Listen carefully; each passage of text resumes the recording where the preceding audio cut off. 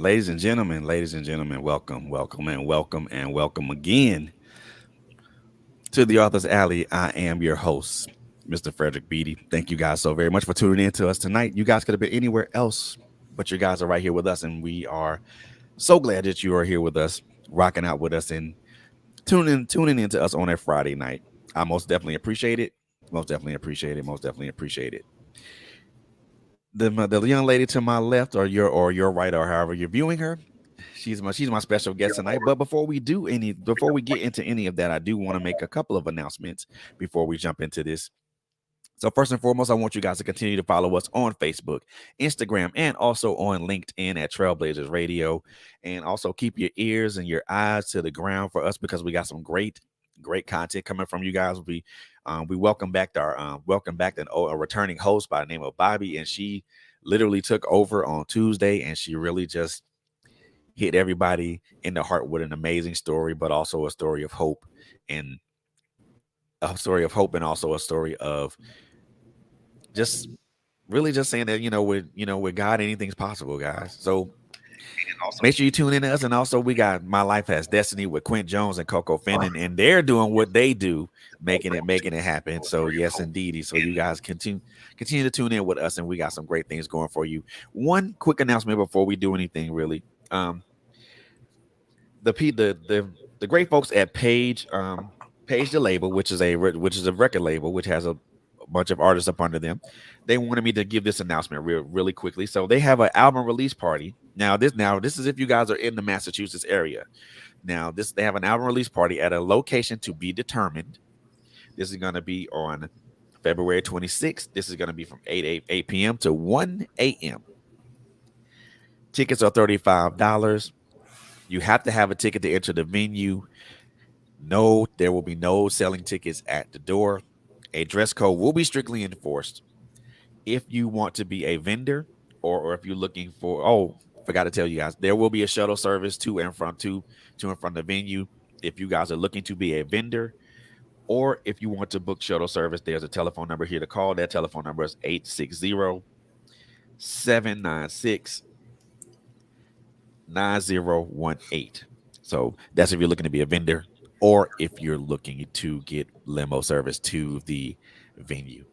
Once again, if you're in the Massachusetts area, February 26th from 8 p.m. to 1 a.m. Page the Label is going to have an album release party. Dress code strictly enforced. Location to be disclosed at a later date. Now that is out the way, let's get into it, and let's talk to this young lady that we got in the studio, in the building with us right now. I don't think I need to give this lady an introduction, but hey, I'm gonna do my level best right now. So this lady is a phenomenal writer, a phenomenal author. She is the author of the Brick City Wife series, and she has an amazing yet cautionary tale I want her to tell everybody about.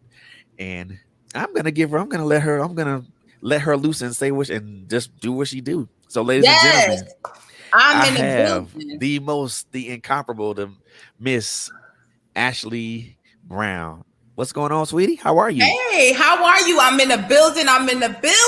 What's up? Nada. How was your Friday? My Friday was busy. All my days are busy, but I'm here. I wouldn't be a Brick City wife if I wasn't busy. Okay. That's what's up. So tell everybody a little bit about who you are and where the name Brick City Wife came from. Okay, well, I'm Ashley Burgess Brown. That's the name I go by. I was born and raised in Newark, New Jersey. Newark is one of the biggest cities in the state of New Jersey. We have many different areas and wards. So if anybody asks me what part of Newark I was from, all over. I was born on Prince Street. We moved to Hill Manor on High Street. Grew up in Little Bricks at my grandmom's house. Bradley Court, which we call Hooterville. That's all over. Then we moved down to Bergen Street in the townhouses. Clinton Avenue, Peshine, whatever. I'm from all over North New Jersey. Um, Pretty much Brick City Wife came from the name of I was a young girl. I never really was exposed to the outside life, even though I lived in the middle of the urban area. I know a lot of people hear about Chi-Town, Chicago, but there's also a Newark, New Jersey. A lot of people know about Newark as well. Born and raised right in the middle, the center of the urban area where there was a lot of crime activity going on, a lot of drugs. But I didn't know anything about that growing up. Like my mom, she didn't expose me and my sister to any of that stuff. I didn't know anything about the street life, what was going on. I didn't know anything about drugs or none of that until I met this young man. I was 19 years old. Let me see, was I 19? Yeah, I was 19, just got out of high school at 17. Then I went to college and I met this young guy. And by me meeting him, by the time I was 19, I got exposed to everything that was going on in Newark, New Jersey. Ooh. Stuff that I didn't even know happens in Newark, New Jersey. Man, and I became his wife. So I'm one of the wives of Newark, New Jersey who experienced everything. I experienced the street life. I experienced the business side. I've experienced all different sides as being a wife of a brick city. I don't know what we want to call him. Well, just call it what it is. You know, he was out there hustling, and then he was a hustler. If he was out there trapping, he was out there doing what he was doing. I mean, just call it what it is. Yeah. So that's pretty much my story of how I became a brick city wife. So what? So you said you weren't exposed to anything outside of you weren't exposed to anything outside of the four walls of your home. So how was that experience? How was that for you being exposed to everything outside of the four walls of your home? It was different because riding around the city, the streets, the city of Newark with him, seeing different things that go on, it was different for me. I was like, wow, people really actually do this. Like people really actually shoot people down in front of you. Not saying, I'm talking about other people. Like you can actually see this going on outside. Like I heard about it. Yes, I've heard about it. And I used to be the type scared. Like I used to be scared of guys who did pills. When I was in high school or middle school, I used to be scared of guys who sold drugs or did pills or anything like that. But once I met my husband, I'm not saying it's a bad thing. I was always book smart, but he showed me how to be street smart. So like right now to this day, I still know how to hustle. I know how to survive. That's one thing he left with me. He taught me how to negotiate. I could walk in somewhere and they tell me the price is $30,000. I pretty much could talk you down to maybe about $22,000. That's something he left with me. I appreciate that. Wow. So you're being exposed to all this stuff at a young age, number one. And then you're also seeing things that you probably normally wouldn't have seen at a young age. And then you're being exposed to other things outside of the four walls, but also other things such as, let's just call it for what it is, sex and sexuality and things of that nature. How were those experiences? Like I said, because again, you were kind of here as a shelter child, and then you come out at 19 and then you're exposed to everything else. So how was that, first of all, how was that, man? Well, I mean, not to dig in your business or anything like that, but you were married, but how long were you married? Um, we was together. We got together in 2005. We got together in 2005. I had our first child in 2006. So that means that I met him on Christmas Day of 2005. We moved in with each other January the 5th of 2006. So that means like we hit it straight off the bat. He got incarcerated for a couple of years. He came out, and then we got married. So up to this day, I can say we've been married for about up to this day 10 years. If he was still alive, Oh, if so he was still alive, it would have been 10 years. wow. So he said he was if he was still alive. So how did he leave this? How did he leave this earth? Well, he was killed. He was killed Okay. in 2019. So basically, that's what inspired me to write this book, because when he was alive, I didn't think anything about writing a book. I knew that my pain, the way how I express myself, my pain was always on paper. Always. Like, my happiness is through music, but my pain is through writing. And once he was deceased and me sitting there coming to reality that this is really real, what happened, I just started writing. And I said, you know what? I've learned so much through this journey with him. I think I need to go ahead and put this into a book. I need to, because it's no way in the world that I've experienced all of this stuff in all of these years, and I don't put my story out there, because I know it's plenty other women my age, older than me, younger than me, about growing up. That's, some of them are in the same situation that I was in. Some of them are gonna be in the same boat that I was in. I learned a lot, and it grown me into being the woman that I am now. My life played out in public. People seen what I've been through, live. So I just felt like, you know what, let me just go ahead and put the pen to the paper. Some stuff in this book, like, this is based on true events, but not all of it. Not all of it is true, but it's based on some true events.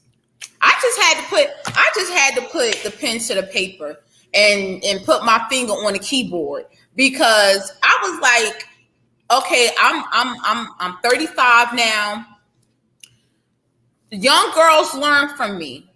Like, my DMs on Facebook, Instagram, all of that was blowing up. Girl, I'm so happy you posted that. You just made my day. I thought I was the only person going through that. I thought I was the only person who ever experienced that. I don't know how to talk to anybody. People, like young girls, women, they know they can come to me. They can ask me. They can talk to me. My life played out publicly, and now it's not all of my life is in this book, but some of my experiences are in this book. But not all of them, because of course there's some scenes that make it more interesting than what it really is. Of course, of course. So when you say experiences, what experiences are you specifically talking about? Being a young mother, raising her child single, and when I say single, because he was incarcerated. Right. So I'm talking to, so I literally took, when I used to visit the jail, I took my son with me. I didn't even know what a deck of heroin was. Okay. So if we want to be real and get all real deep into it, I can recall one time we were driving, we got pulled over by the cops. At this time, I'm literally like 22. I'm 22 now. Or maybe 23. The cops pulled us over. and I'm sitting right next to drugs on my door. On my door. So when they pulled us over, the cop got nasty with me. She said, "You don't know what this is?" I said, "No, I don't know what that is. What is it?" Because I thought it was just a piece of paper rolled up. Like, I thought it was a flat piece of paper rolled up into a little square. The North cop got so nasty with me. Brick City cop got so nasty. She was like, "You mean to tell me you don't know what this is?" I said, "No, what is that?" She was like, "Where you from?" I said, "I'm from here in North." She said, "Okay, use a mother effing lie. You know what this is." And literally, I didn't know it was a deck of heroin on the door. But one I told at the time when he was my baby father, he was like, "Ma'am, I'll take the charge. It's not her. She don't even know what that is. She don't know nothing about that." And okay. From that day on, I knew what a deck of heroin was, to the point where I started wearing them big North Face. I don't know if you remember them big I North do. Face. I do. I used to, because I was a young female, the cops wouldn't really look at me. So I would wear big gray North Face up and down the street, literally stacked with drugs in my coat. Oh man. Like I was the transport. Like, I would take it from the avenue to the house. So like a mule, so to speak. Huh? So like a mule, so to speak. Yeah. I mean, Wow. so I was introduced into that world, didn't know anything about it. That's what I'm saying. Like, I learned how to I learned how to hustle. That's not nothing to be proud of, but it's Right. just an experience that I've learned. I mean, I never knew that, people actually was losing their parents because they was strung out on drugs. I never knew that that was actually a life for people until I started, I went out and I started seeing people nodding off and kids crying and all of that stuff. I didn't really see, because when I was under my mother's roof, we had to be in some type of program. So Right. I was in every club. I was in a sisterhood club. I was in softball. I was in what I did, Everywhere. cheerleading, sisterhood, softball, student council, student government. I was at the writing club, the poem clubs, like sisterhood, every type of club you can think of. My mother made sure I was in a club. So Everywhere. by the time I met this guy, it was a wrap. Like, oh my Wow. God, all of this going on. This is exciting for me. Like, I'm in the street. I get to breathe. I get to be with a guy. I get to have somebody touch me. Like, that's how it was for me once I turned 19. I was out there. Now Not did you literally, but I wow. was more in the background. People didn't really see me up front. Now when you was exposed to all this, did you ever consider that a lot of this stuff, at least some of it, had some inherent danger behind it? Oh yeah, because I end up getting locked up behind it. I got, but I didn't serve any time. I didn't serve any bids, anything. I got locked up. The cop thought she was gonna charge me for drugs, but once he took the charge, it just turned out to be like a simple ticket on my behalf with like tinted windows of a car because the car was in my name. Right. But hell yeah, to danger, I did. I pretty much it was, yeah, yeah. I'm gonna say yeah. Yeah, danger, yes. Wow. So I mean, but then once you know that there was some sort of danger there, was it any thought in your mind to say, hey, this is even though this is a nice experience, but it's also a very dangerous experience. Did it thought ever occur to you that like maybe I need to not put myself in these type of situations because certain situations may go down and it's not guaranteed. I may either number one walk it off or live to see the next day. Did that ever come across your mind? Nope, nope, because my man was the head honcho of the city.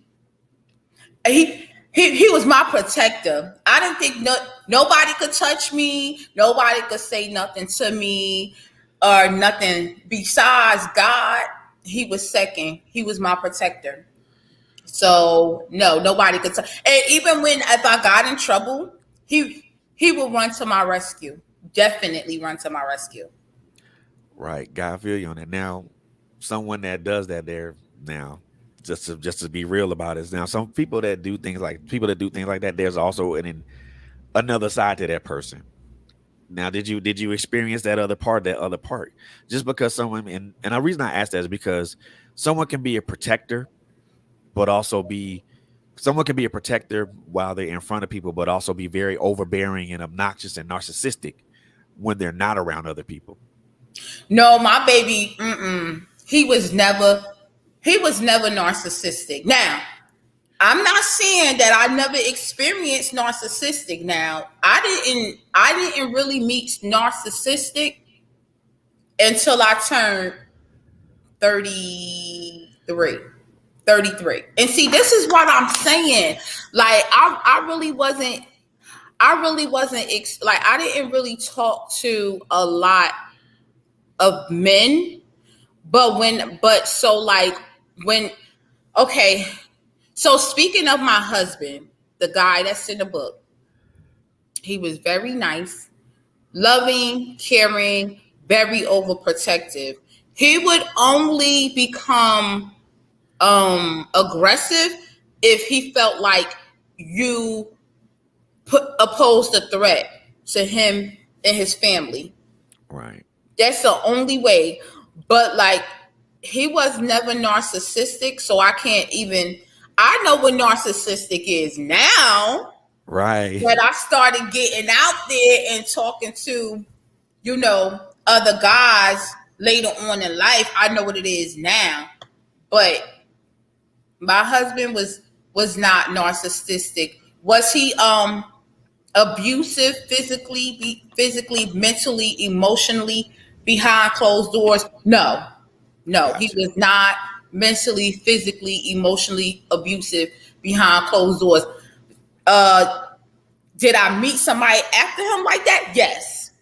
Ooh. Not physically, but mentally, psychologically, and emotionally after. So so you went from one guy that was very protective and you know loving and kind and caring, and then all of a sudden you kind of and I must just say downgrade from what you had, which is a protective And guy, that's why to I miss him so much. That's why I had to write this book. That's why I had to put it out there because, yeah, I like to be honest. After he passed away, I kind of was looking for somebody to save me. You know, ah yeah, I was looking for. If we really being honest, I was looking for somebody to save me. But people that I would run into, they wouldn't save me. They actually would drown me more than what I already was because I was vulnerable. They was able to because I was already mentally and emotionally screwed up. They was able to drown me even more than what I was. Because once he passed away, I no longer had that overprotective feeling that I was longing for, that I ah wanted somebody to actually love, like had that one person to just love me. So gotcha. wife, that's the reason why it's because it could have been easily like this sequel could have been easily called Brick City Baby Mama or just Brick City Girl. But he actually made me feel like a wife. And he showed me the other side of the world. I wish I was shown books in school and how to succeed and survive. But as far as like being street smart, that's the part he showed me. I could walk in Gotcha. somewhere and I can buy a car on my own. I don't need a man with me. I can hang up TVs on the wall. I don't need a man to do that for me. I could put together a whole nightstand. I don't need a man to do that for me. A lot of that was learned with with my husband. A lot of that was learned with him. Hustling, how to hustle. Learned that with my husband. Um, how to cock back a gun. Learned that with my husband. Gotcha. Um, I don't know, like what else to say.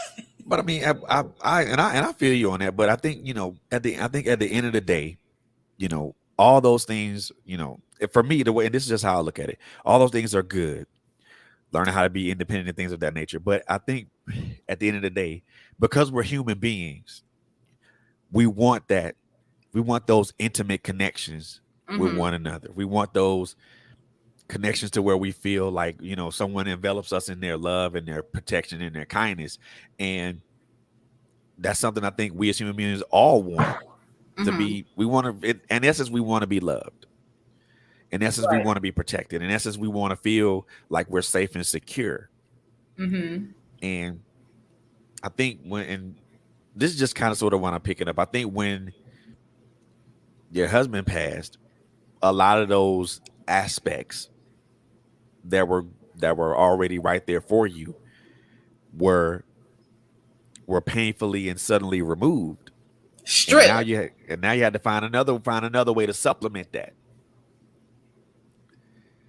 Well, I could tell you now, at this point, there is no substitution. Fine. True. Like, yeah, I want to find somebody to supplement it, but that's what goes into play. Dating back in 2005 and dating now is crazy. So I pretty much had it real like an easy slide in back in the day. But Right. you talking about 2022 dating? Nah. That's a whole different ball game. And I'm really not even trying to be in the game at this point. That's like playing Russian roulette, man. Yeah, it is. At this point, I'm really not even trying to be in the game. It's either you with me or you not. You want to get on this bandwagon, then your energy gotta be clean. If not, then you hit in the door, pretty much. Now, can you say from those experience, from one positive experience to the negative experience, was did that shape how you view, or not want to say how you view, but how you approach people now, or how people approach you, and how how you guard and protect your energy? Yeah, because I'm not okay. Like I'm not saying everything with the husband was peaches and cream, because every Right. relationship go through their battles now. Of course. Because I had experiences where he had his little side chicks or whatever that I had to deal with. Would I deal with a side chick now? Hell no. No, no, no. You cheat on me, you out the door. I don't even care. Like, because guys tend to say nowadays that us women, we need to settle. We need to take into consideration that it's a shortage of men. That's not true. If a Well, man really like you and he really like you and he want to be with you, you don't have to deal with all of that. So me dealing with what I dealt with back then with the girls and the side chicks and all of that, no, I wouldn't deal with that now. I'm too grown because I was young. I was young. And I really never was taught how to be a wife to a man. I was never taught that. Even though my dad was in the house up until up until I was 14, like he was physically there, but he was not mentally there. He wasn't emotionally there. He wasn't psychologically there. He was physically there. That's Got it. you. Like he was in my house, but showing me how a man's supposed to treat me, no. Showing me what a man how he's supposed to what he's supposed to do, no. I Mm, didn't get, and me as a woman being shown how to treat a man and be submissive and all that. No, I didn't learn any of that. A lot of that stuff I learned because I pretty much was thrown out there into the wolves. And that's one of my regrets of with my marriage. If had I known that I was supposed to sacrifice a lot, had I known that I was supposed to be more feminine and submissive to him, I think that we would have survived, and he probably still would have been alive to this day. And the only reason why I say that because we were separated when he passed away. right. We were not together. We were separated when he passed away. However, um he pretty much told me he didn't have anything to live for anymore. I'm gonna say like 2 weeks before he passed away, when he was sitting in my living room, I was like, "Why you keep running the streets?" And at this time, he must have been about 30, and I must have been about 32. I was like, "Well, why you keep, times is not how it was before. Like, you really need to slow down." He said, "Actually, to be honest with you, I don't really have nothing else to live for anymore." And then I started thinking about it, like maybe I should reconsider. Maybe I should reconsider my marriage. Right. But by then it was too late. Wow. We talking a 2 week span. By then it was too late. Wow. So when he told you that, and then I think when you probably and usually when someone tells you something like that, that's like that's a big thing. Number one, and then it also kind of brings into the fact there's some things to consider. Well, why don't you feel like you have anything else to live for, or why are you feeling like this?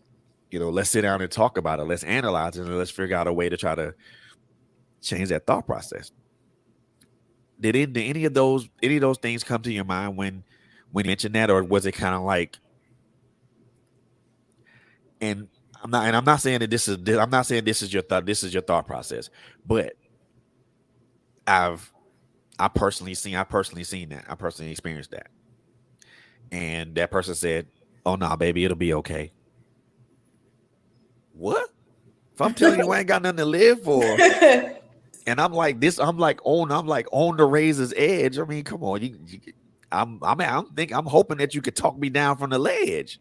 So actually, you told somebody that before, Yeah, and they told you, "Oh, baby, it'll be okay."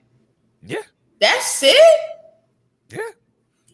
Oh Then yeah, if that's all they told you, I could best rest assure you they was already mentally and emotionally fucked up too.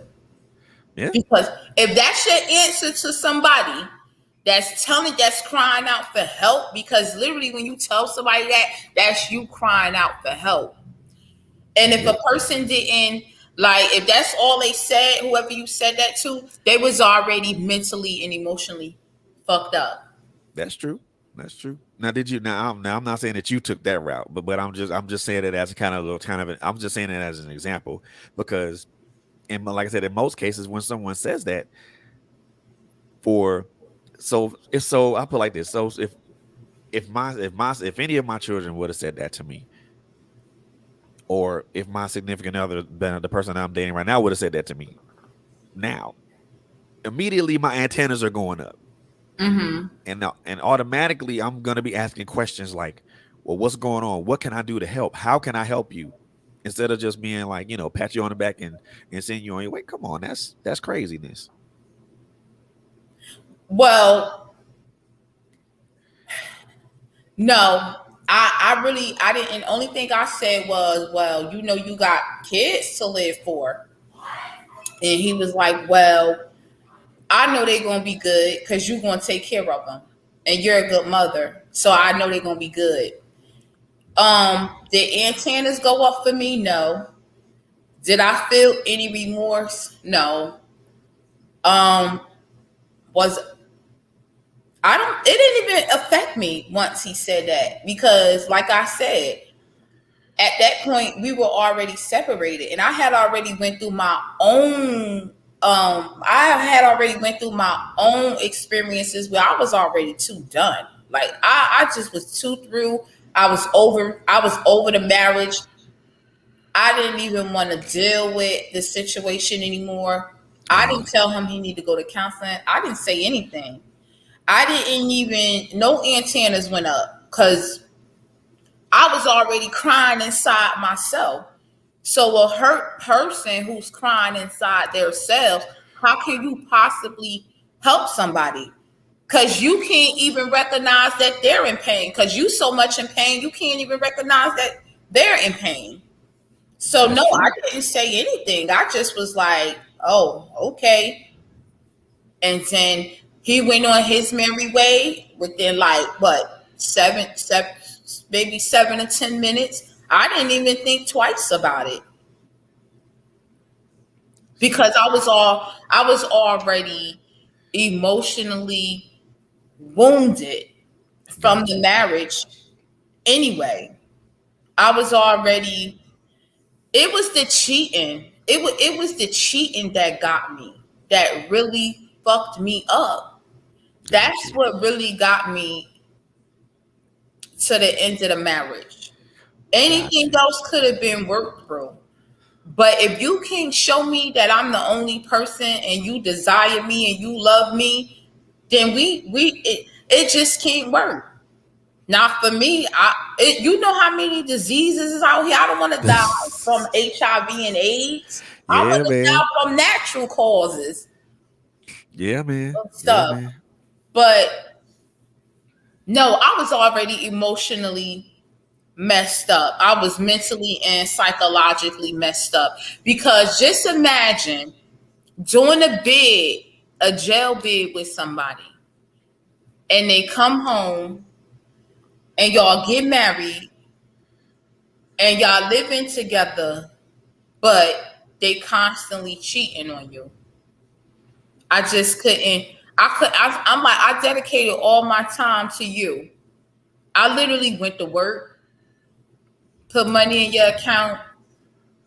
Not saying that he ain't put money in my account from in jail because he did. Right. Now I know people gonna ask like, how he put money in her account when he locked up? Come on now, we not gonna be stupid. We all know. We all know what goes. We know what goes on when guys is locked up. That's where the most money at. So doing all that dedication and time and things in that nature, and he came home and he messed around on me again.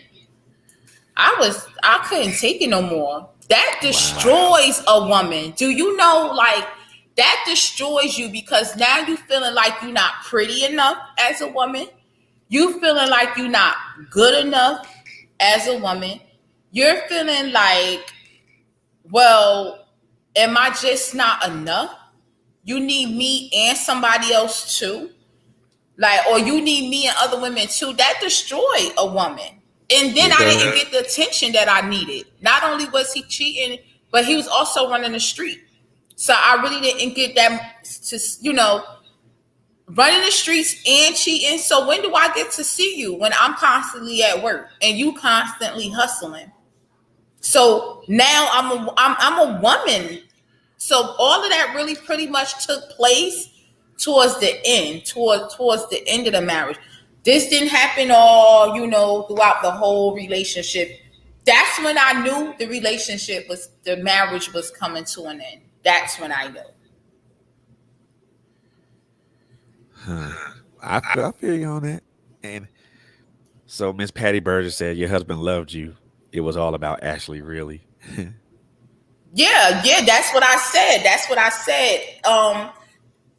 That's my baby. Like, once I had to once I once he was gone, I didn't have another male best friend. Like that was my male best friend. So after he left, I was looking for another male best friend, but I never found him. Like the things I would do with him, like okay, if we ready to get deep into it, sharing sexual videos amongst each other. I can't really find nobody like that. And we close and we together. Like we together. I want to be able to do that. I like he was my best friend. He opened me up to so much stuff that I had never experienced before. And Right. it was fun. Right. And I think you'll be and I know just from you talking about it that you're forever grateful for those experiences and grateful for him to giving you those experiences. Mhm. It is sad that, number one that your marriage had to end, but also that, you know, that his life had to end, without some form of reconciliation or at least some form of, hearing, you know, I forgive you or I'm sorry. I didn't mean to hurt you. Could you forgive me? That's for me, those are the sad things for me. And that's the kind of thing that kind of puts me in that emotional state. But I do want to ask you now, if and this is what I'm asking. If knowing what you know right now, if you were to I'll put it like this. So take the Ashley that is who you are today and put her in that same situation. What would you have done differently? What would I have done different? Well, I would have listened. I would have listened to him because he was really crying out for help. And I really wasn't open. I was more of this selfish Ashley. It's all about me, me, me, me, me. So I would have listened to him. I would have been more submissive. I would have been more feminine. I would have let him lead because I have a very hard problem with somebody telling me what to do. I have a very hard Mm, problem with that. I think we had a lot of tussling. Like he was like, "What you just listen? What you just listen?" It was hard for me to just listen, but I would have if I had the money back then, like really, really in the early stages, probably when we was like 23, 24. We would have relocated. I think that would have been a good therapy for both of us because the environment, the surroundings were very tempting. The surroundings was always like a you want to get out, but you get drawn back in. You want to get out, but you're sworn back in. So stressful. I definitely would have took him and relocated away from everybody so we can have our own marriage because we didn't have our own marriage. We had a brick city marriage. That means everybody was in it. The whole town had a say so. Everybody was in his ear about this and my ear about that when it should have been Brown. It should have been about the Brown fam, us. It shouldn't Yeah. have been about Brick City. Everybody knowing what we doing. Everybody knowing how we moving. Everybody want to know what Ashley doing. It just a lot. Just a lot. Everybody's invested except the two people that's actually in it. Exactly. And we were young, but see, we were young. So when you young like that, and you in your 20s, and you in your early 20s and your late 20s, you listening to everybody instead of each other. Because everybody want to give you advice. Everybody want to get. How you want to give somebody advice, and your situation didn't even work out? That's one. And but see, I was young. I was taking advice for people who didn't have whose situation wasn't even successful. I was Yeah. taking advice from them.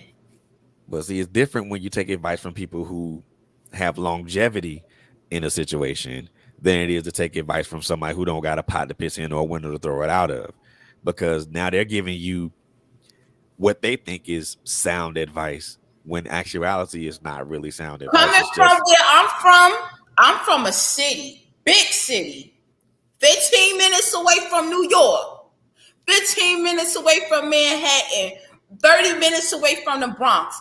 Coming from where I'm from, nobody really has longevity. That's the reason why we live for today, not for tomorrow. Where I'm from, we live in a moment. So nobody really have longevity. It's almost like, okay, you here today, going tomorrow. We mm, experience that where I'm from. Like you could just be talking to somebody at the bus stop, and as soon as they go in the corner store, they gone. Like literally just got killed. Like, damn, I was just talking to old girl or old boy like 15 minutes ago. Where I'm from, there's not a lot of longevities, not a lot of long marriages, unless you're talking about bougie, unless people who lived up in Montclair or Maplewood or Union. But where we from, the bricks, it's not a lot of longevity here. We all pretty much live day to day basis. So it's pretty much like, okay, you tell a dude to leave you alone, right? right. He gonna leave you alone. Why? Because he got millions, I mean thousands of other girls he can go talk to today. Mm, It's not the country. It's not a rural area. Okay, if Tanisha don't want to talk to me, all right, fuck it. I'm not calling her no more. I'm about to go exactly. see what's up with Sabrina, and then I'm going to leave Sabrina, go see what's up with Tanisha. Same thing with the women. Kels don't want to talk, then she going to Bob, and then forget Bob because he ain't paying the rent. So now she going to Rashid, whatever. So longevity, we never you he was the first male in his family to get married. He has a very, very, very, very, very big family. Very. And he was one of the first males out of the sons or grandsons to get married. And then eventually, after he got married, other cousins and stuff, they started following up, getting married because he showed them the way. Well, that's a good thing. That's the good thing that comes out of it, because when one person does it and they see it being done successfully, other people are going to follow suit. Right, But yeah. the one thing that you mentioned is, like, everybody in the whole city knew what you guys were doing. Everybody, like I said, and I said it earlier, everybody's invested except the people that are actually in it. Mm-hmm. And that's, to me, that's a huge and also weird disconnect, because you got it's y'all two right here in the middle. You got people that's talking in his ear, chirping in his ear. You got people that's chirping in your ear, and they're both trying to say, well, hey, you need to do this, or you need to do that. But then both of you two are just trying to figure out, well, what can we do? Just what can we do collectively to make this thing work, or Right. make or get it to where it can be something that's long lasting and things of that nature. But and when I look at that, though, like, that type of situation is, you always have to block out the noise, because what they chirping about has no bearing on what Ashley and what her husband are doing right now, because what Ashley and her husband are doing ain't nobody's damn business. That should be Right. private. That That's should how be it should have been. yeah, But that's we were young. We were in our 20s. We didn't even know about marriage. All we knew is that we was in love and we wanted to be together and we wanted to have kids. That's all we knew. Like we didn't know anything about marriage. Like he was the first one in his family to even be married besides his grandmother and maybe a couple of his cousins. But and like I come from a family of marriages. I do. But had anyone sat me down and taught me and say, look, this is what a wife's supposed to do, This is what a wife is supposed to say. This is how a wife is supposed to help. This is how a wife is supposed to sacrifice. Yes. This is how a Yes. wife is supposed to, bring things to the table. I didn't get that. I pretty much was Wow. thrown out there to the wolves, and I learned as I go. Everything for me was every experience for me was hands on. Nothing was ever taught. I had the best experiences. And that's the reason why I took everything that I went through and I put it in a book, because I didn't have a manual. And most women don't have a manual. And most young girls coming up today, they won't have a manual. Yeah. So when you say that, what is the biggest disconnect when it comes to, because you said most young girls won't have a manual.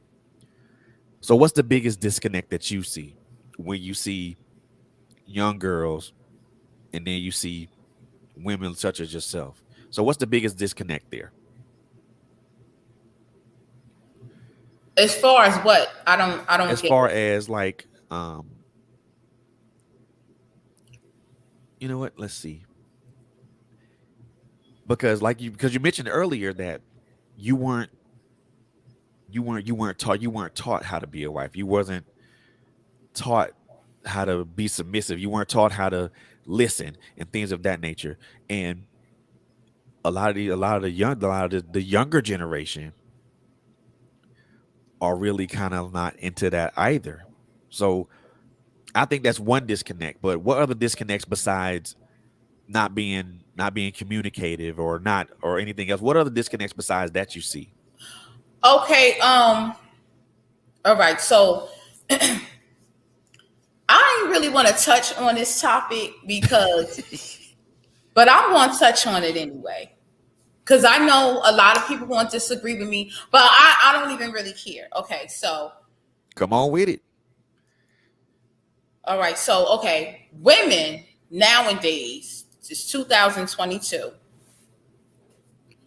we got the better jobs. We got the money. We can do Word. everything a man can do. We could build, we can sell houses, we can build houses. We can Word. drive trucks like a man. We can get on a construction site like a man. So now in today's society, women are in the lead. Women are in the lead. Back then, there was a lot of things that men did that women couldn't do. So basically, we overpowered men at this time. Now Right. we overpower men. We feel like we can wear the pants in the house because because our salary is better. 'Cause Right. we make more money. Here's where the disconnect is, especially in our culture. We downgrade a lot of black men. The women downgrade a lot of black men, and that's Facts. wrong. And our younger girls, they seeing that. They seeing that in their parents. They seeing that in their bigger sisters. They seeing that even that like young girls, teenagers, they braid hair for money. So they already young entrepreneurs. So they already learn how to be independent young. Because a lot of young girls don't have fathers in the house. And they don't nobody's teaching them, nobody's showing them anything. So basically where I'm going with this is 2022 versus back in the day, 1992. Women are more powerful than men. So black women, I'm not even going to say black, I'm just going to say women, we tend to downgrade our men, which is wrong because we supposed to be using the resources that we have to build our men up. Because if you see a man and he needs your help, just because you the breadwinner don't mean that you're not supposed to build him up. You like that's what you're supposed to do. And I understand that they don't want to do it because they feel like, oh, men ain't shit. If he really was something, he'll go and get a better job or whatever. But that's not it. That's not it. Right. Maybe he didn't have a man in the household to teach him. He probably didn't have nobody around to tell him, well, son, you have to do this, you have to do that. We have to play. It's not the man's fault. Like, it's not his fault. He didn't have that role model in the household to show him what he's supposed to do with his wife. He didn't Yeah, have that role model to show him. So don't knock the black man down because he's not up there where you at. Us as black women, we gotta start building our men up. That's where the disconnect is. We're growing up, we becoming more stronger, more independent, and we giving them the boot instead of helping them. That's where the true, disconnect true. is. And I think to me to amplify your point just a little bit is that now I would say before I say anything, the biggest example for me of for me as from as far as manhood was concerned, I had several examples. My father for one, my grandfather for two. I had several uncles Mm-hmm. who I watched and their actions I emulated. And for 22 years I saw my father just treat my mother like she was a prince, like she was Princess Tiana. Nice. I for and for my mom and dad were married for 22 years, and for 18 of those years I watched how my father treated my mom. That's good. I didn't get to see that. And even when my mother and father divorced, when even my mother and father separated, then eventually divorced, I still had examples with with my uncles and you know other guys, other cats that I was cool with. I watched them have these nurturing, strong relationships. My uncle, which is my mother's brother, now we're the same age, Mm-hmm. and we grew up. We literally grew up together, and he's married. He's been married to the same lady, for the same woman, for geez, forever now. And it's crazy that I see that. And that was mine. Those are prime examples for me. Uh-huh. You know, but also the prime. I think it should be also be the same as prime examples for a female. A young lady should see how her father treats her mother. If she has uncles or she has brothers, she should see how her brothers treat the women in their lives. But like you said, in both instances, with young men and young women, there's no father, there's no male figure in the home. That's one disconnect. And you hit the nail on the head with that. The other disconnect that I see is that men and women are so much out of place right now. So much out of place. Yeah. Yeah, we are. And the woman said, you get have women that say, "Well, I'm the man, and I want to do this, and I want to do that." Wait a minute. That used to be me. Wait a minute. Hold on. Let's talk about the terms of this. Let's talk about the terms of this terms and conditions of this right now. I mean, and for a long time, I mean, for even in my marriage, and I I treated my ex wife like she was the best thing running. Until it got to the point where things just went too far downhill. You can't make it back uphill. Mm-hmm. And again, when to me the disconnect is when, well, I won't even say when, men and women are so out of place at this point. Women want to be in men's role so bad, or they want to be the ones that's on top so bad that they forget that, especially within a marriage, you're still supposed to be able to be led. It's okay for you to do certain things, but when it comes down to a marriage, you're supposed to be the one that's supposed to be led, not the one leading. Now you can now I don't have an issue with that in certain situations. I don't. Mm-hmm. But when it comes to established roles, Mm-hmm. if we're married, Even though you make more money, and even I mean, and this I'm just using this example. If we're married, and even though you will make more money than me, if that was to be the case, I'm still the head. Yeah, but nowadays women don't look at it like that. It's almost and it's that's more than just that's more of a psychological emotional disconnect as Yeah, well because you don't want to once you become independent so young and you finally do get that male figure in your life who want to take over and take the lead role, you start to feel uncomfortable. And I can speak on that because that was me.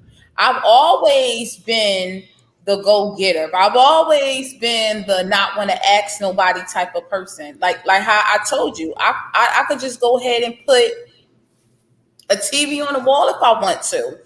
But once right. you get that male in your life who want to do those things, it's almost like you feel uncomfortable.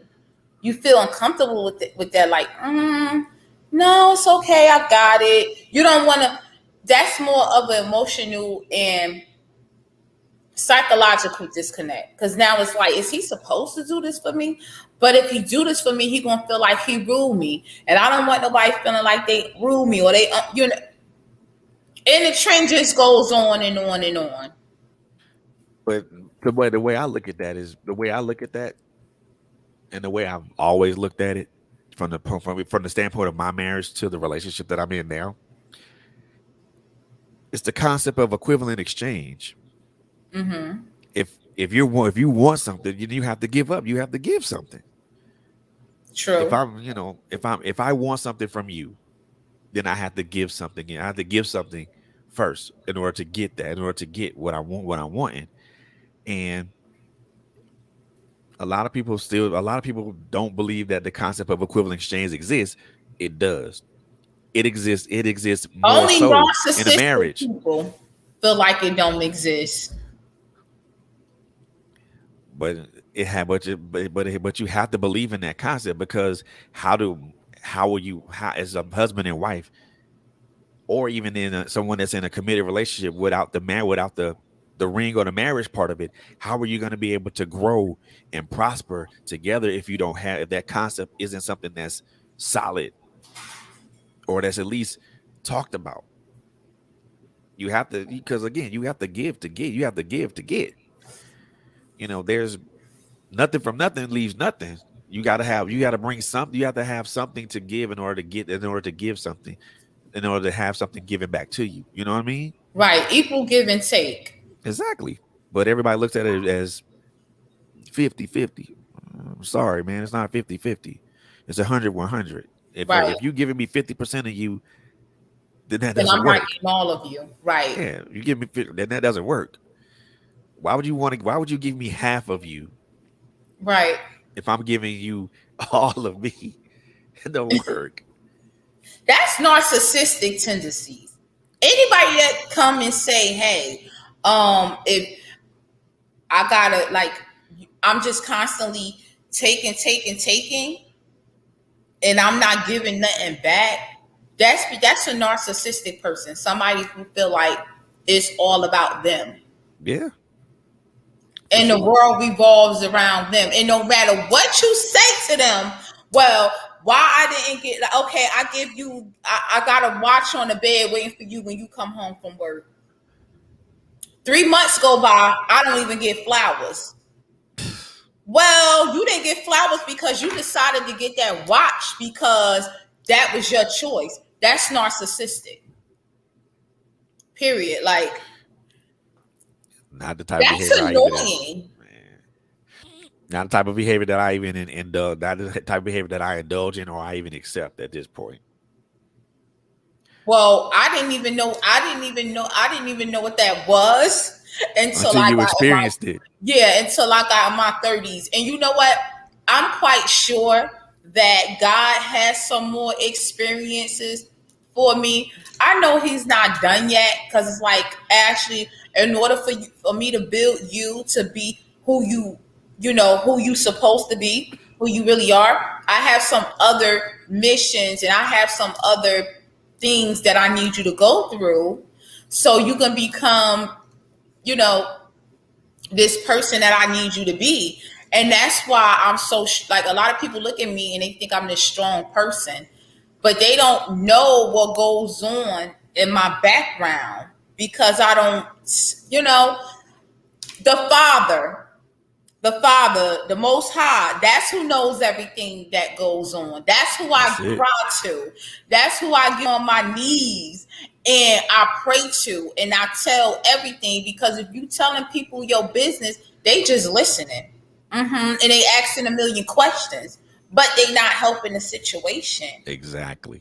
Oh yeah. Exactly. And let me get back, since we leading in that pal, I gotta get back to you on this topic. I heard you say something about it had to be hard for us not to have a reconciliation, me and my husband, before he passed away. Yeah. I mean, and the reason I say that is because it's,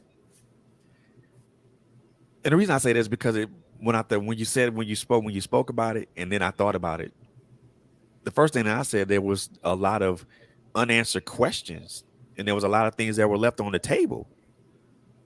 It was not. It wasn't Really, no unanswered questions. And really. any Yeah, there was no unanswered questions.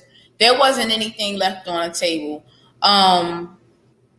We pretty much we talked. Like I said, that was, even though we wasn't together, that was still my friend. So we still actually had conversations.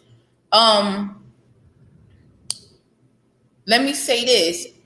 I was at peace because I'm very spiritually gifted. Okay. Hmm. I Let me just say this. I can't really get into it's almost like this. The closure I needed, I got that closure from him when when we had our last conversation. Okay. He came to me in my dream and he told me the reason why um we ended up the way we did. He told me, I heard it. I heard him. Like, this literally happened to me in my dream. So I don't know if it was a dream or did I really actually see him and talk to him.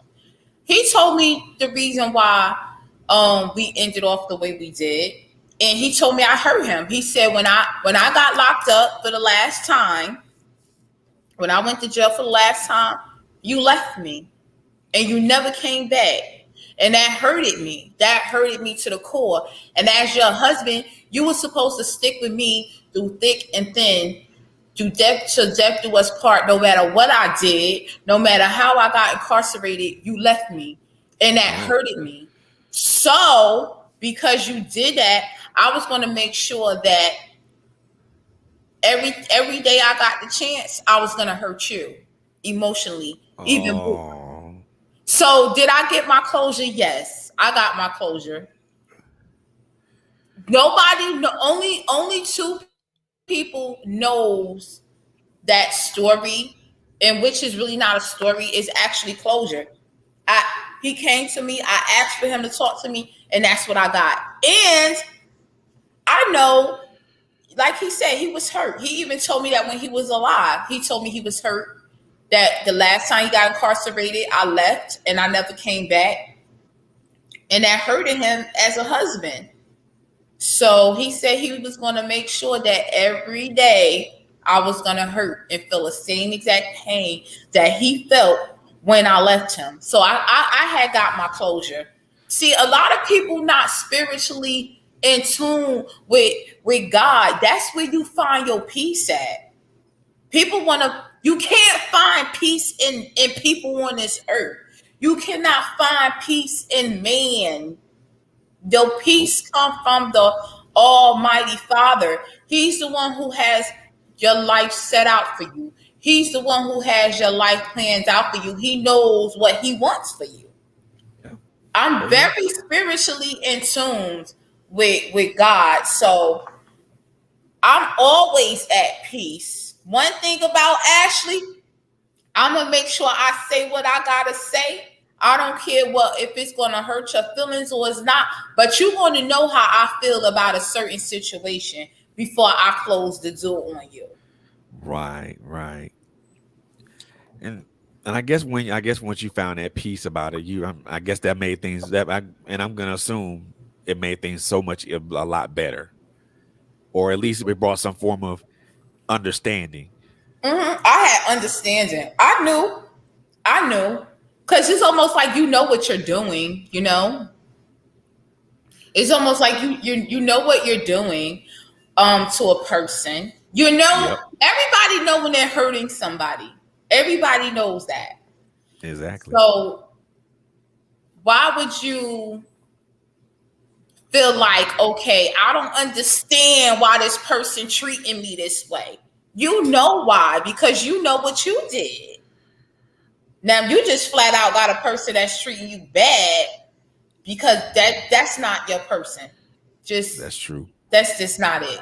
But I did have a lot of understanding. I did get a lot of understanding. So just to say, like, once he passed away, there was no unanswered questions.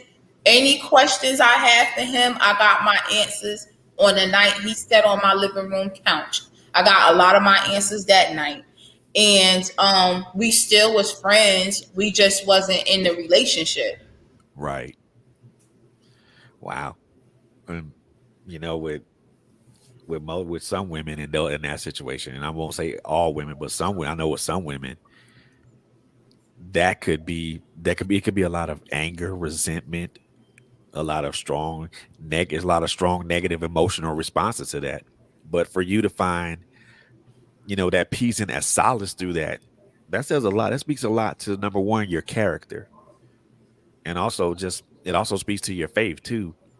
Number one, your faith, and then number two, your character. Because, and I'll say this, and I ain't trying to offend nobody, but a lesser woman would have went slap off and would have been angry and would have been bitter about it for at least for an indeterminate amount of time.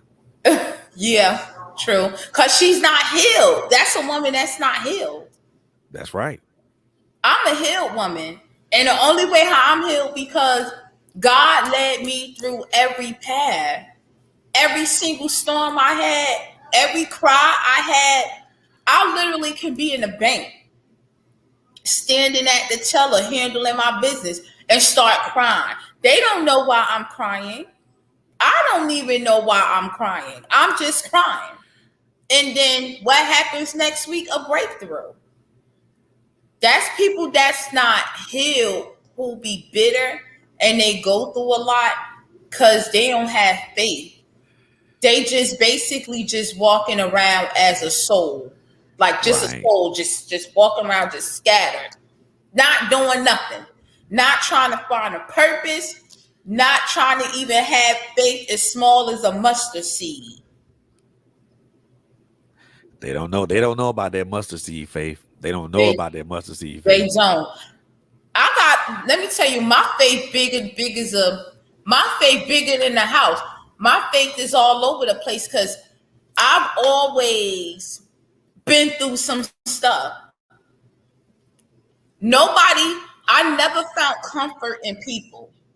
Like, if we really talking about Ashley, I never really found comfort in people. That's the reason why when I said to you earlier that when he passed away, I was looking for somebody to save me.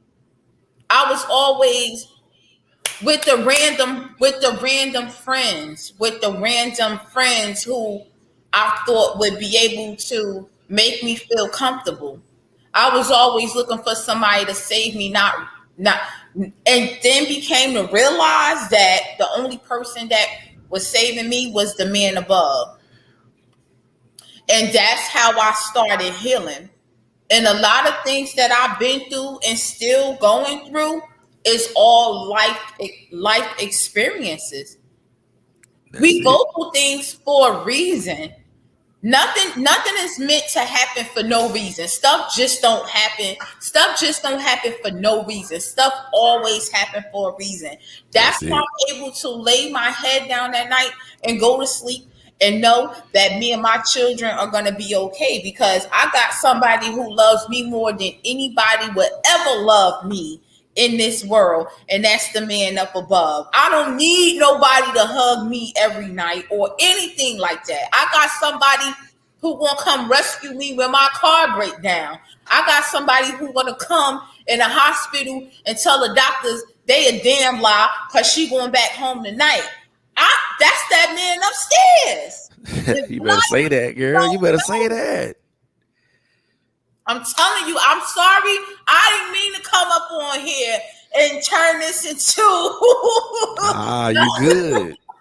You good. No I didn't worries. No mean to come worries up on here. here and turn, but like I'm brick city wife, young girl, naive to the world of what's going on outside. She really don't know what's going on outside till she meet the love of her life, experience her,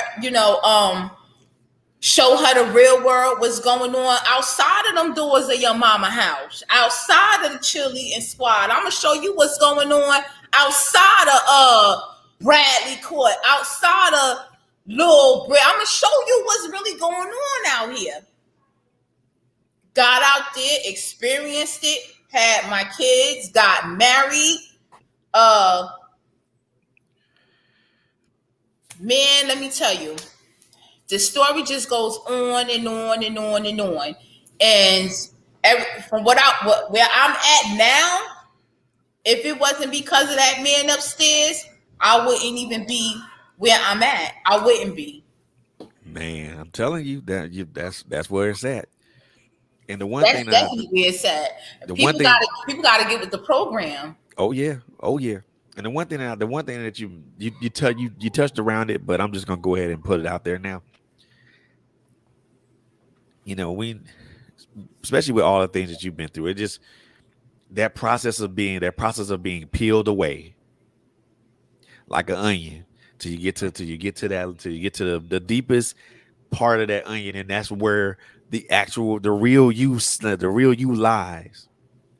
And a lot of us don't like the a lot of us, and I won't say a lot of us, I'll say most of us as human beings, we do not want to go through that peeling process, because every layer we peel away, we gotta deal with that layer. We gotta purge that from ourselves. And every time we peel something back, it hurts just a little bit more, and we gotta deal with that. We don't want to deal with the peeling part. Oh. We want to be healed right then and there. That's because we live in this microwave society. Mm-hmm. But nobody wants to go through the process of Nobody. being peeled away, of being peeled. Nobody wants to go through the process of being submerged and stretched. Mm-hmm. Nobody wants to deal with that or go through that, because they want the healing stuff right now, right now. I want to be healed right now. Can you handle this? Can you do this right now for me? No. And guys always says no, this process is gonna take some time. And you're gonna sit here and you're gonna take all the time that's needed for this to happen, and you ain't gonna like it. It's not gonna be beautiful. It's not gonna be pretty. It's not even gonna be fabulous. Mm-hmm. It's gonna be ugly as hell. It's and that's the one that's the deal, and that's another disconnect that I see. Even with our younger men and women, you know, they've been exposed to a whole lot Yeah. within, I'd say, the last 10 to 20 years or so. They've been exposed to a lot, and all that stuff. You know, childhood abuse, sexual abuse, constant violence in the neighborhood, witnessing police violence, all this stuff that goes Big. down. Those are layers, and all those layers got to be peeled away. And nobody wants to do that. They don't want to get down to the brass tacks of who you are, Mm-hmm. Who to you basically really to see are. that person. And because I'm just gonna say it right now, because really once you get to all that, once you peel all those layers away, basically it's going to be a scared and timid and very vulnerable young little girl or little boy once you pull all those layers away.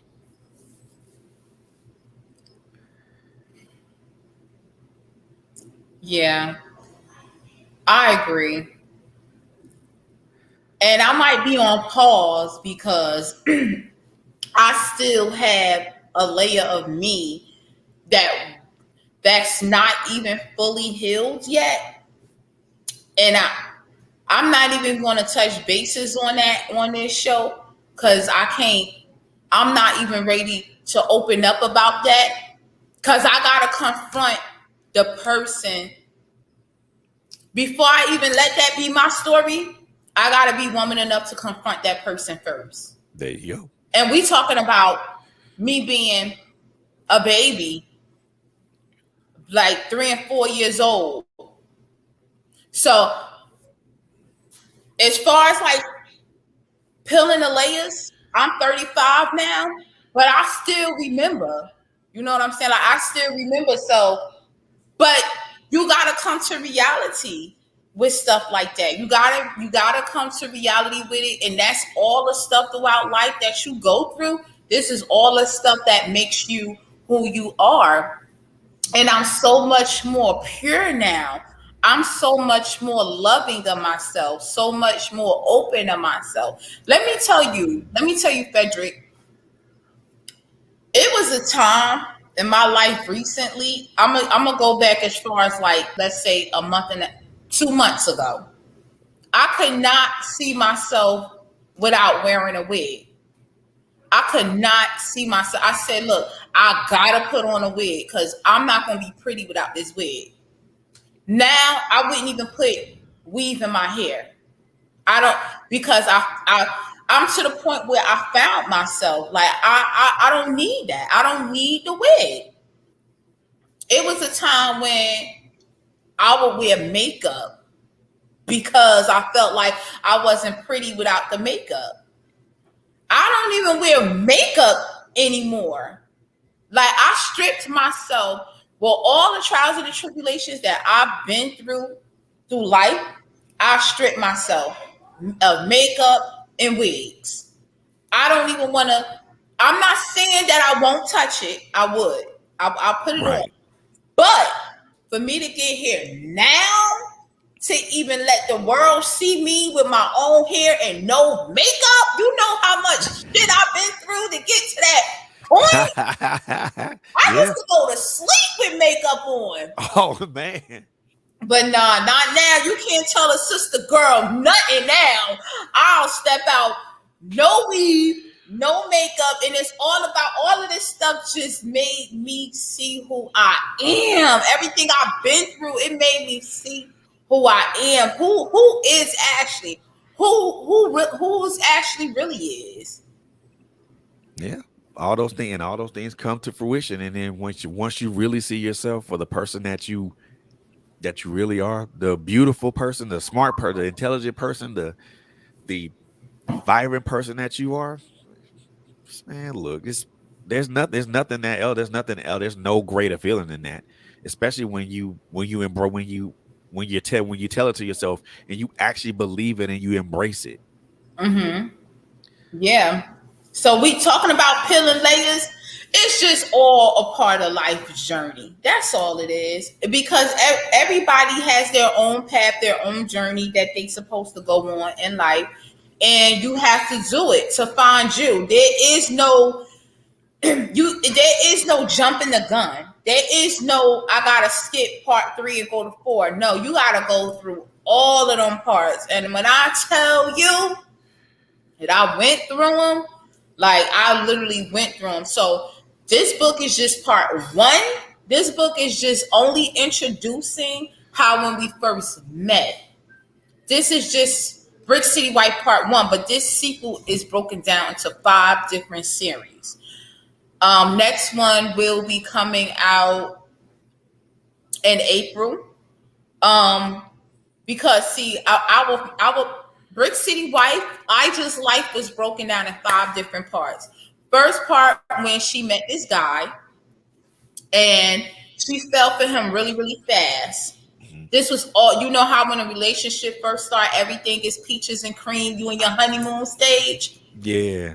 Then you got the second part sequel too, where it's the honeymoon stage half drafting into some bullshit. Cause now this is the Oh. part where like, damn, like where I get sequel part two is where I start to get um I start thinking, like, well, why he outside all times of the night? Well, he loved me, so he wouldn't really do that. So that's like kind of like the honeymoon slash. Now we getting deep into what's about to go down. Oh. Season three is when it really go down. Like we deep under and we in. People getting locked up. People fighting. Like Ooh. that's part three. Sequel four is almost like we deep in, but we coming out the storm. We almost to the end of the relationship. And sequel five is pretty much the end. That's pretty Got much you. the ending of everything. But it gets real deep and nastier than that. It gets nastier. It gets more violent. It gets more crazy. It gets more seductive. It gets more pushy. This sequel gets way more nastier. Not as far as sexually. I'm talking about as far as what what happened. It Oh. goes down. It goes down in the Brick City. It goes down in the Brick City novel. It goes down in the sequel. Okay, it You gets real in better here. get down in the deep in the bowels of that thing, ain't you? It do. Yes, it do. Man, y'all, I'm Yes, it telling you, do. it's it's a wonderful thing when you realize that you can it's a wonderful thing when you realize that you're changing and you're changing for the betterment and for the betterment of yourself. For me, that has always been my constant struggle for that with that. Mhm. But just to kind of hear, just to hear you, you know, when you say that you're at peace with so much, and that you're content with a lot of things, and you understand and you accept all the things that happen from the time your marriage started to the time your marriage ended, and then you're even more content with the person you are right now. That speaks so many volumes, and that for me that speaks a lot of volumes. But it also gives, someone like me who's still kind of, searching for that buffer part, to be that buffer end of it, to try to how do you navigate being a better person, and how do you, do all that it gives me hope. It really does. So I really do appreciate that. It gives you hope. So you don't feel like you've gotten to that healed stage yet. There's still some things I'm pushing through, and I'm working through. There's Mhm. some things I haven't necessarily accepted yet, and then there's some people I still need to apologize to. Oh, okay. Then that's probably what it is, because you still have some unspoken, some unopened conversations that need to be had. That's the key to it. People always want to hold on to grudges and stuff for years, or they want to keep things, to themselves, or feel like things shouldn't be spoken. But one thing about me, if it's on my mind, I'm going to say it. I'm going to talk about it. I don't care how I get it out, but you're going to know about it. That's what's up. They be like, dang, like, did she have to say that? Yeah, I had to say it. Maybe not the way I said it, but it had to be said. And I'm going to, and even if I offend someone, I'm going to say, you know what? I'm sorry. I really apologize. I really didn't mean to say it like that. And even now, I'm not going to, if I feel like something's not working, I'm going to say, listen, I'm sorry. I apologize. But, you know, this is not it. This is not how you supposed to go through life. I mean, I've been through a lot. I've Mhm. been to be 35 years old. I've been through a lot, and I'm not talking about a lot like because when a person say they've been through a lot, people in their head be like, oh, well, she was on drugs before, or she like what she mean. You know how we tend to think. Yeah. I'm not talking about a lot like that. When I say I've been through a lot, I'm talking about this though. I learned not to put trust into human beings. I learned to only trust. I can't even trust myself. It's I can only pray and wish and hope for the best, and I know it's always gonna be there because I have my faith. I walk around with a whole bunch of I walk around with a whole bunch of faith. I don't walk around with sight at all. Mm, I walk around feeling like I got wings on my back. That's literally how I feel. So I'm healed in so many different areas of my life, except for one. And that has nothing to do with this book. That's a right. whole nother life experience from back when, has nothing to do with this book. That's what's up, though. I mean, like I said, that's a blueprint for a lot of people. To go to walk with or even take on. It's not like it's not like what you went through was rocket science or what it was an easy road to travel down. And it's Not and at you all. and you traveled down that road and you got to the end of that road and you got what you needed, which was the healing and the understanding.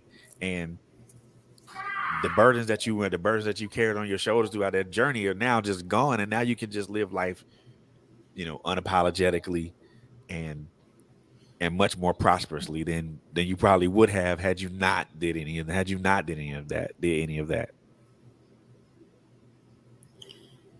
Yeah, I wouldn't. I mean, any apologies that I needed to give to anybody, they've already got them. That's it. They've already got them. And if you looking at me right now and you feel like I owe you an apology, I don't. Like why? I mean, I've already I've already given out apologies to everybody who deserve them. And I'm not a bad person. I've never really done wrong to people. You know what? A lot of people always done wrong by me. Always done Right. wrong by me. That's where a lot of my lessons come from. Me being too overly nice to people. I'm a giver. Like I'm a big giver. I'll give a person like if I only have $1, I'll give that person not 75%. I'm not giving a person 75% of my dollar. And a lot of people know this about me. That's why I've been used a lot because I'll Right. give a person my last dollar because my mindset is since you so greedy for this dollar and you feel like you need to have it and you can't survive without it, here, take this dollar as long as you'll be okay. I'm gonna get more back. I've done so much for people. Let me tell you, I've done so much for people that I've never posted it on social media what I've done. I see a lot of people, they give back, they help somebody in the store, but they be on their phone recording that stuff. Why? What was the point? You don't do that. I mean, when you give to somebody, it's not for everybody to see. That's not for everybody to know. That's only for you to know. I will give somebody my last dollar. Why? Because I know I can make that dollar back plus more. That's where the hustler in me come in at. And that's also where my faith come in at. So I can give somebody my last, but I know by the next day or 2 days later, I'm going to have triple that. That's only because I'm God's favorite and he loved me. So he going to make sure that I'm taken care of anyway. Exactly. Exactly. And besides, true charity doesn't require likes, shares, or comments. It doesn't. True Yeah. charity don't require that. It just Yeah. requires you to have a it really just requires you to have a heart after God's people. Yeah. And really that's the sole requirement, and Hmm. that you're willing to give of yourself for those people. Right. All these likes and shares and stuff that people be doing just because of, nah, man, come on, they ain't it, y'all. If you see some, if somebody's doing something that's undercover and ain't nobody know, ain't then don't nobody know about it, I and blessed a lot of people. And you and know what? And you know what's funny? I've been done dirty afterwards. Afterwards, I was told that I got you. Oh, they used you. That's okay. If you felt like you used me, that's okay. Cause the man upstairs was watching. yep, Oh, it's only he get the last say so, not me. So that's fine. that's it, that's it. And besides, I was even I'm doing it out the kindness of my heart. So I already know that there's a risk that I could be used. So it doesn't matter. That's me. That's me. I already know it's a risk. Like, look, this person could be used. That's fine because in my heart, my intentions are always good. I'm always pure. So I'm doing it because I'm doing it with pure intentions. That's it. Not, and I understand once you walk away, you could say, "Hey, shit, I got this, I got that." That's fine. I do. That's fine with me. But you better be ready for when your time come, cause I'm good. I'm good over here. Yep. Every And that's what I love about me. That's one of my weaknesses. Having a good heart and being a great giver to people. That's one of my weaknesses. That's why I say I've been done dirty by people. And that's why I don't put trust in no man. When I'm not saying a man, I'm not saying like literally a male. I'm saying men on earth. I'm talking about humans on earth. I don't yeah. put trust in anybody. I'm sorry, but that's just the way it is. I only put my trust in God. He gonna lead me where I need to go. He gonna put me where I need to be at, and he gonna lead people to me. That's how it all works out. People are led to me, and I'm led to somebody. That's true. That's true. And then one thing, and like I think one somebody's just mentioned that, when you give of yourself without giving to yourself, you get burned out. And that's important because you do have to give back. You have to give back to yourself. Yeah, you do. Oh, Yes. trust me, I give back to myself now. I treat myself a lot. See, people always wonder, like, let me tell you one thing about me, Frederick. People sit back and I let me remind I'm sending out W-2 forms for a lot of people who was in my business last year and they know who I'm talking about. Calling my mother up, want to know how this, how that, why this, why that, calling everybody up. I'm sending them all W-2 forms. See, people are like, well, how Ashley get this? How she could afford to do this? Well, how can she have that? Well, she only do listen. It's not that. I treat myself. And it's only one way that I could treat myself. Because the most high he loved me. So he see what I do behind the scenes. So I'm allowed to be blessed in return. And I get back what I want. I get it Well, back. People like how she a single parent and she live in that big old 4-bedroom house like that, and she drive that, and then she got this and she got that because I am a person with a good heart. It's a difference. It's a difference when you a person with a good heart and you doing it out of pureness of your heart, and you not out here bragging to people, and God is watching you, you're gonna be blessed. You're gonna be blessed 10 times than what you was before. oh yeah. Oh yes. That and they don't understand that bless when you bless somebody, you get blessed back. You get double for your trouble. Yes, you do. Yes, you do. And I got back triple, and I'm still gaining. But that's only because I keep the faith. That's only because of that. I don't worry. I don't worry at all. I'm I can say right now that I'm a fully healed woman from everything that I've been through.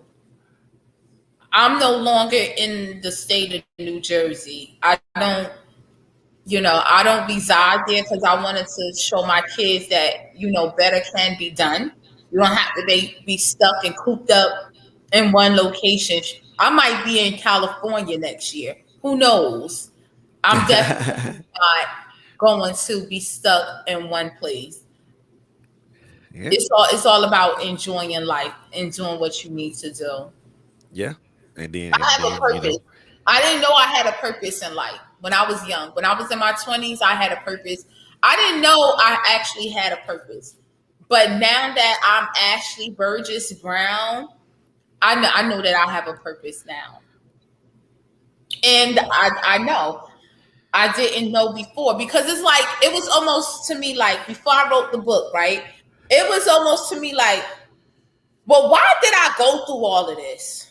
Am I really going to experience these type of things that I'm going through? Am I really going to watch all of this happen in front of me? Am I really going to accept that all of this actually happened to me and I'm not going to write about it? oh yeah, I had to write about it because somebody somewhere is experiencing the same thing. Somebody somewhere is going to experience the same thing. And then I also have young women, even women my age, women older than me, call me. They want advice. I give it to them. And Frederick, the only reason why they call me is because they seen my life play out in the public, so they know I'm not lying. You know how exactly. some people can put on this facade, like, oh, this happened, that happened, and I've been through this, I've been through that, and they really haven't. No, people actually seen me experience these things. So coming from seeing me experience this stuff onto what's going on now in my life, and they watching me and they see what's going on in my life, they like, dang, she came a long way. Yes, yes, Really? indeedy. So I'm about to call her and ask her. I'm the one. I'm the one. Wow. So you the one that they seek out for the advice, huh? I'm Brick City wife. Hey, would they wouldn't even have it no other way. I no doubt of that. Of that, I have no doubt, no doubt at all. But yo, this has been a very good conversation. First of all, I've truly enjoyed you being here. And when your second and third when your second book comes out, I would love to have you back so we could talk about that book and also, you know, the matriculation from first from part one to part two. So most definitely want to have you back. Thanks for having me. I really enjoyed coming to the Authors Alley on Trailblazers Radio. Oh, Thanks for having me. I appreciate that, but I can't let you leave without, giving yourself I can't let you go without giving yourself a shameless plug. So I'm gonna let you have the floor for just a moment, so you can just say everything you can ever say about yourself. Let everybody know where they can find you on social media, your books, everything. Okay, well, you can look me up. So, as my famous saying is, don't play with me, Google me. So you can type my name in on. I You can love type, it. yeah. People like to play. Listen, I don't want to get too ghetto, but don't play with me. Google me. You can look up Ashley Burgess Brown, type my name in the search bar on Google, or you can type in Brick City Wife on Google. My link will pop up to Amazon. You'll be able to find my book, the part one, and everybody who makes a purchase, as long as you can show me that you made a purchase, I have my bookmarks that I will send out to your house for free. You can use these bookmarks any and every way. You can use them as a page stopper, any kind of way. You leave a review on Amazon under my book. Then you get a free Brick City Wife mug that's also on my page. Everything is Brick City Wife on Facebook, Instagram, and everything is under Ashley Burgess Brown. So it's really pretty easy to find me. That easy, huh? And I'm just Brick City's wife. I'm just the wife of Brick City, the little young naive girl that her mom kept her in the house. I was only allowed to go outside when the street lights was on. But when it got dark outside, I had to come in the house, and she made me be in every single program there was. I had no downtime. I had to be in every single club until I got into college. And my mother still was overprotective. Even when I got into college, she used to, before we go, I don't know if my mother's still watching, but she used to irk me. You ever seen a college kid go to college and your mother work right across the street, and she know your last class in that 9:15 p.m. She used to drive around the whole campus to find my little green Ford Taurus parked right next to my car and say, "All right, time to go home." That's why when I met my husband before I became Brick City wife, I left off into the sunset with him. Thank Ah, you. that's what's yeah, that's I'm glad when I turned 8, when I turned 17, I got the hell out of Georgia. Got the hell out of Georgia. Ended up in the most beautiful journey ever, serving in the military, which was, stressful but beautiful at the same time. Right. Okay. So That's good. glad I got At the hell out. I'm 17, glad I that's got the young. yeah, yeah. You Had to make graduated at 17. yeah, had to make a decision and be like, yeah, can't stay here. Got to do something different. Right, right. Okay.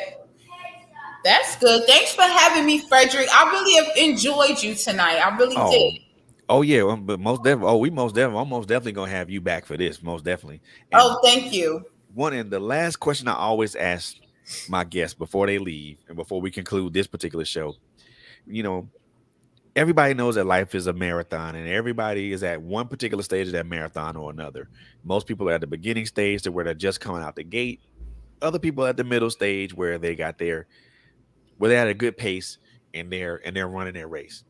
And then some people are more closer to the finish line, which is they see the finish line and they're just either they're coasting or they're beginning to pick up their pace a little bit more as so they can finish strong. When you look at your life from your beginning, your middle part of it and where you are currently. So when the culmination of your life from birth to now, what part, and also when this is combining your experiences and also your books and also your charitable things that you do. What stage of this marathon are you at right now? I've already finished, Frederick. I've already finished. I passed the finish line. What? I passed the finish line. I'm a divine healer. I'm a healer. I've Wow. already found my purpose in life.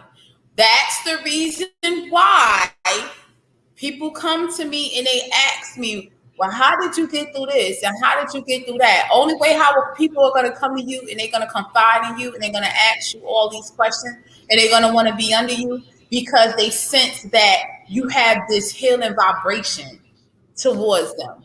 It's something that Mm. you know that can help them. I have things that I've said on social media that had people jump in my inbox and say, "Listen, I needed that today." Only reason why I needed to hear you say that today, because I was just about to pop me a Molly in the next hour if somebody didn't help me. I'm at the Wow. finish line because I already know my purpose. That's the reason why I am who I am today. I'm happy with my life. I'm okay. I'm not, I'm a healer. That's just me. So at the finish, God already showed me the reason why He took me through all these stages in my life. He needed me to experience all of this stuff because He knew that it was going to be more people in this world who needed who I needed to touch, who I needed to heal. Man. So you're the first person in out of a whole bunch of people that are on the interview, and I can and that I won't say the exact number, but I say a whole bunch. That's not bragging. That's not bragging. That's not bragging, y'all. I'm not bragging, so I apologize. But you're the first person out of a whole bunch of people that I've interviewed that say they're at the finish line. And there's only a couple. There's only two people that I've interviewed that said that. You're the second one. We know our purpose. The ones who told you that they wasn't at the finish line, did they tell you what their purpose in life was? Nope. But they told me where. But they always told me where they what they were working towards. Right. They told you what they were working. They don't even know what they're working towards. Their plans are not God's plan. People make plans. That don't necessarily mean that's the plan that God has for you. That's why people get disappointed. I could tell you I'm working towards buying a house in the next 3 years. But when 3 years come, God might say, no, you're not buying a house. That's not what I wanted you to do. I need you to have 10 airplanes to fly them over there to other countries and go help somebody, go help some families. See, that's the thing. I never made plans. I never told anybody what I was focusing on because I don't know. Only God knows that. So that's why I'm saying people, I know, we know, me and whoever that other person is, we already know who we are. We already know what our purpose is in life. We're not telling you what we're working towards. No shade towards anybody. But our Right. plans are not God's plans. There we go. And I can't even put it any plainer than that. So that's I love how you put that because it makes so much sense in the great in the bigger picture in the greater scheme of things. So I appreciate that. I appreciate your candor on that, and also just being very and just being very honest with yourself and where you are in the stage of life that you are in now. Yeah. Most people wouldn't say they would. Most people wouldn't even say they finished their race. I know if someone asked me that question, I'd probably be like, "Ooh, shit, I don't know. I wouldn't be able to tell them because I'm not sure where I am right now. So for you, no, seriously, Yeah. that's being serious. But for you to say that you finished and you realized your purpose, I mean, you're one of a a select few people, and I won't say and I'm pretty sure there's more people more than just the two people that I interviewed that say that they finished their race because I'm pretty sure there's more people out there who have finished their race and finally determine what their purpose is. You Uh-huh. just one of the select few people that have that know that your race is done and that you're walking in that purpose and you're walking that Yes. purpose out. Yes, I am. I'm walking in my purpose. That's it. I'm a I can't. divine healer, brick city wife. I'm a I'm gonna steal that just so you know.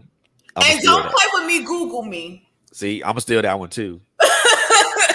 I'm gonna steal that one too. I'm most definitely gonna steal that one too. But Ashley, I've enjoyed you being here tonight. I appreciate you taking the time out of your Friday night to come in, spend a little time with me tonight, and talk about your book, talk about your story, and everything of that nature. I am truly appreciative of that, and I would love to have you come back and we can talk about part two and everything else that's going on. Thank you. Thank you. Thanks for having me. I really appreciate it. Not Thank a you. problem. Not a problem. Ladies and gentlemen, boys and girls, that's going to conclude this episode of the Author's Alley. How with my beautiful guest, Miss Ashley Brown. Brick City Wife is currently available right now on Amazon. You guys go scoop that up. Check her out on Facebook and check her out on Facebook and all her social media, Instagram at Brick City Wife. Good information there. She's always dropping a positive line there. I actually went to her Facebook page myself, and she's always dropping a positive line for somebody. So go check her out on Facebook. But most importantly, go purchase her books, y'all. As people, as creatives, as authors, and anybody who does the things that we do, First and foremost, this is not easy. It's not easy for me to come up in front of a microphone and speak to somebody such as Ashley. And it's not easy for Ashley to sit down and write all her experiences on a piece of paper, then transcribe that to a laptop and then put it in a book. That's hard work and it's sacrifice. So by purchasing her book or by following or liking her Facebook page, that just not only does it show support, it also shows that you're genuinely interested in what she's doing. You know, she mentioned it earlier, and I will amplify this. Book reviews for us as writers are so very important. The reason I say that is because good reviews or bad reviews, those reviews help us improve as writers. So that way we can keep creating more robust stories for you guys. Because really we don't do this. We do this for our betterment because it's our life story and it permeates the page. But the main reason we do this is because there's somebody out there that has had the same experience that we had, and we want to make sure that that person gets to understand that, hey, you're not the only one that has this experience. I've been there too. Let me show you how I got it. Let me show you how I got out of that experience and found my peace. So I can't stress that enough, y'all. Again, Brick City Wife, Big City Wife, the series part one is available currently right now on Amazon. Part two is on the way. So you guys keep, yes, ma'am, keep your eyes and ears open for that. And also just continue to follow her on Facebook and on her Instagram pages and wherever else you can find her on social media. Like she said, don't play with me, Google me. So, Thank and you. that's gonna conclude this episode of the Author's Alley, ladies and gentlemen. But be back here on Monday, where My Life Destiny podcast is coming at you. You guys tune into that on 8 o'clock, and also on Tuesday when the takeover with Bobby comes back again with you guys. I might have a pop up show for you guys on Wednesday, and then My Life as Destiny comes back to you again on Thursday, and then another great episode of the Author's Alley comes at you guys on Friday. On behalf of my guest, Miss the Brick City Wife, Miss Ashley Brown, and myself, we want to thank you guys for tuning in to the Author's Alley on Trailblazers Radio, presented by Uppity Negro Apparel and sponsored by My Life as Destiny podcast. We want to thank you guys for tuning in to us. And the three things that I always want to tell everybody is number one, take care of each other. Number two, be good to each other. Last but most certainly not least, y'all know the world that we live in today. So the most important thing I want you guys to do is stay safe. I love y'all. I love y'all. I love y'all. Thank y'all so very much for following for tuning in tonight. You guys have a very safe and wonderful Friday evening and a great weekend. Good night, y'all. Good night. God bless.